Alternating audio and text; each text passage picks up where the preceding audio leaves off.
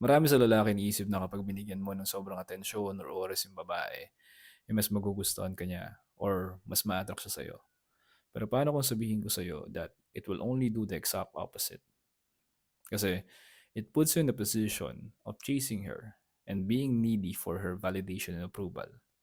And the woman can easily picks up the signal and will feel na insecure ka and needy ka sa kanya. And that will kill her attraction for you. I used to be this guy na ultimo yung mga boring na ginagawa ko yung sinasabi ko pa sa kanya. Gaya ng pagkain, pagligo, all those stuff na, you know, will eventually lose her interest. And that what happened. She becomes bored and eventually nakipag-break siya sa akin. But the most important thing in this video is to know how I fix that problem so you don't have to commit that mistake sa relationship mo or sa mga susunod na relationship mo. And what I did is, I strategically detached myself dun sa relationship or kung ano man meron kami at the moment. And nag-focus lang ako sa sarili ko.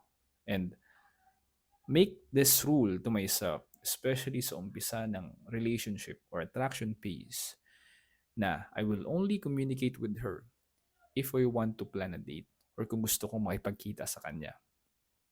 I only focus on the things that made her attracted to me and only communicate when I want to. Not because I'm scared or natatakot ako na baka mawala siya kapag hindi ko ginawa yung bagay na yun.